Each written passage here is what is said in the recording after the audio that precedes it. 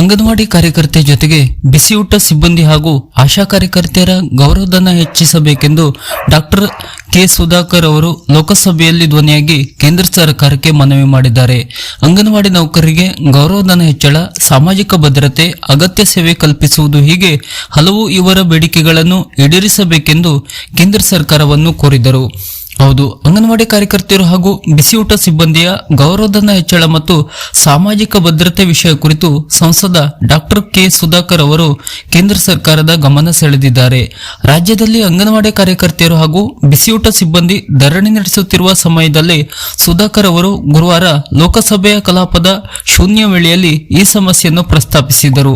ಅಂಗನವಾಡಿ ಕಾರ್ಯಕರ್ತೆಯರು ಹಾಗೂ ಬಿಸಿಯೂಟ ಸಿಬ್ಬಂದಿಯಲ್ಲಿ ಬಹುತೇಕರು ಬಡ ಕುಟುಂಬದ ಮಹಿಳೆಯರೇ ಆಗಿದ್ದಾರೆ. ಶಾಲಾ ಮಕ್ಕಳಿಗೆ ಬಿಸಿಯೂಟ ಪೂರೈಕೆ, ಅಪೌಷ್ಟಿಕತೆ ನಿವಾರಣೆ, ಗರ್ಭಿಣಿಯರು ಹಾಗೂ ತಾಯಂದಿರಿಗೆ ಸರ್ಕಾರಿ ಯೋಜನೆಗಳ ನೆರವು ಸೇರಿದಂತೆ ಹಲವಾರು ವಿಧದಲ್ಲಿ ಇವರು ಕಾರ್ಯನಿರ್ವಹಿಸುತ್ತಿದ್ದಾರೆ ಎಂದು ಹೇಳಿದರು. ಅಪೌಷ್ಟಿಕತೆ ವಿರುದ್ಧ ಹೋರಾಡುತ್ತಿರುವ ಈ ಮಹಿಳೆಯರು ಅತಿ ಕಡಿಮೆ ಗೌರವಧನ ಪಡೆಯುತ್ತಿದ್ದು ಆರ್ಥಿಕವಾಗಿ ತೀರಾ ದುರ್ಬಲರಾಗಿದ್ದಾರೆ ಎಂಬುದು ಬೇಸರ ಸಂಗತಿ. ಆದ್ದರಿಂದ ಹೋರಾಟ ಮಾಡುತ್ತಿರುವ ಮಹಿಳೆಯರ ಅಹವಾಲುಗಳನ್ನು ಕೇಂದ್ರ ಸರ್ಕಾರ ಆಲಿಸಬೇಕು ಎಂದು ಮನವಿಯನ್ನು ಮಾಡಿದರು.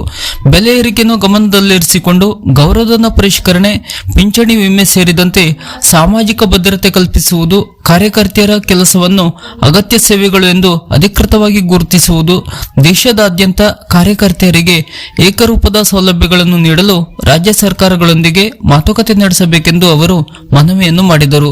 ದೇಶದ ಅಪೌಷ್ಟಿಕತೆ ನಿವಾರಣೆ ಕಾರ್ಯಕ್ರಮಕ್ಕಾಗಿ ಮತ್ತು ಸಾರ್ವಜನಿಕ ಆರೋಗ್ಯ ವ್ಯವಸ್ಥೆಯನ್ನು ಬಲಪಡಿಸಲು ಅಂಗನವಾಡಿ ಕಾರ್ಯಕರ್ತೆಯರು ಹಾಗೂ ಬಿಸಿಯೂಟ ಸಿಬ್ಬಂದಿಗೆ ಸೂಕ್ತವಾದ ಗೌರವಧನ ನೀಡುವುದು ಹಾಗೂ ಗೌರವ ನೀಡುವುದು ಅವಶ್ಯಕವಾಗಿದೆ.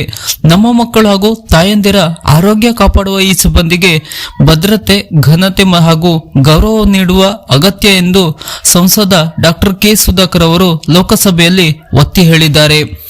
ಬಹುಶಃ ಸದ್ಯದಲ್ಲೇ ಅಂಗನವಾಡಿ ನೌಕರರಿಗೆ ಮತ್ತು ಆಶಾ ಕಾರ್ಯಕರ್ತೆಯರಿಗೆ ಗೌರವಧನ ಏರಿಕೆಯಾಗಬಹುದು.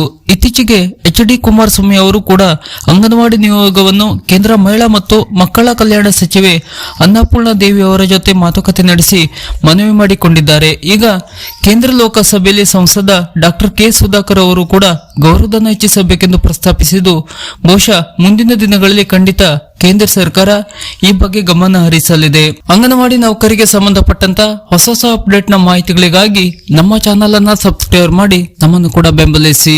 ನಮಸ್ಕಾರ.